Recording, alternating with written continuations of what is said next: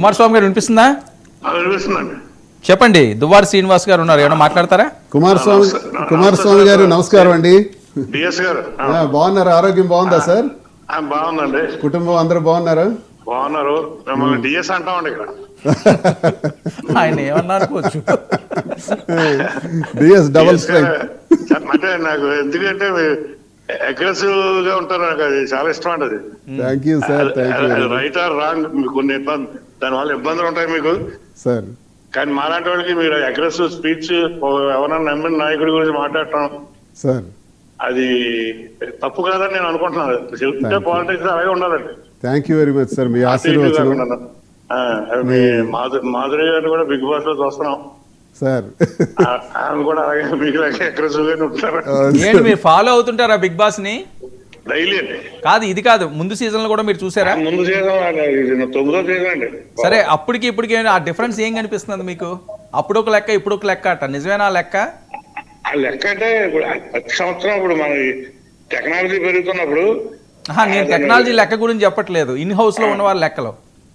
In house లో ఉన్న వాళ్ళ లెక్క తప్పే, ఇంత బాగానే ఉంది, సెలక్షన్ బాగానే ఉంది. కాదండి, నేను అనేది మాధురి గారు వెళ్ళక ముందు, మాధురి గారు వెళ్ళిన తర్వాత ఇంత ముందు సీజన్ లో పార్టిసిపేట్ చేసిన వాళ్ళ కోసం వెళ్ళక ముందుకి వెళ్ళాక తేడా వచ్చిందండి.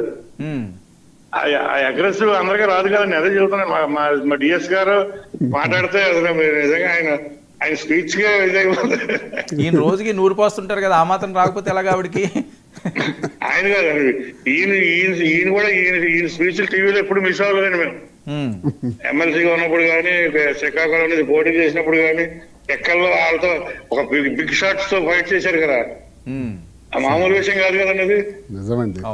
అయినా ఏమీ అవ్వకుండా ఆయన అంత ధైర్యంగా ఉన్నారు. అది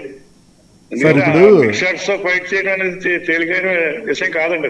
సార్, మీది ఈస్ట్ గోదావరి, నా శ్రీకాకుళం. ఇంత అభిమానాన్ని చూపించి ఇంతగా స్టడీ చేసి మీరు మాట్లాడుతున్న మాటలు ఏ జన్మలోనూ రుణపడున్నాను సార్. ధన్యవాదాలు.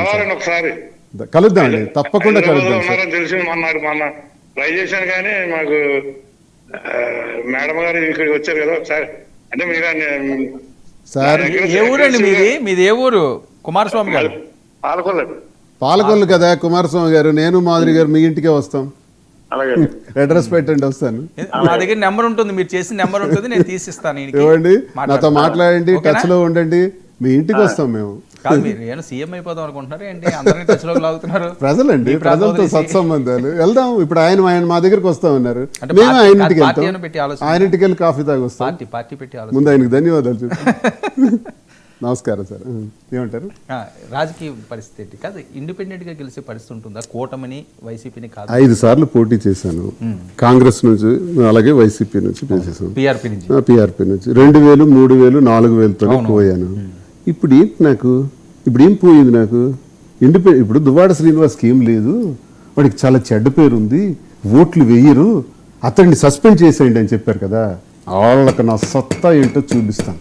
ఆ ధర్మాన బ్రదర్స్ కి నేను ఇండిపెండెంట్ చేయటం కాదు సార్, నేను ఒక్కడిని ఇండిపెండెంట్ చేసేసి నేను ఊరుకోను. వర్మ గారు ధర్మాన ప్రసాద్ మీద క్యాండిడేట్ ని పెడుతున్నా, కృష్ణదాస్ మీద క్యాండిడేట్ ని పెడుతున్నా, పలాసలో పెడుతున్నా, నేను టెక్కల్లో ఉంటా. ఇక నియోజకవర్గాలు డిసైడ్ చేస్తాను. దువ్వాడ శ్రీనివాస్ సత్తా ఏంటో 29లో చూపెడతా. గెలిచామా ఓడామా విషయం అది దైవాధీనం. జయాపజయాలు దైవాధీనం, అది ప్రజలు చూసుకుంటారు. నేనేంటో నా శక్తి చూపెడతాను. వైసీపీకి మళ్ళీ వచ్చే ఛాన్స్ అయితే తక్కువే. సస్పెండ్ చేసిన తర్వాత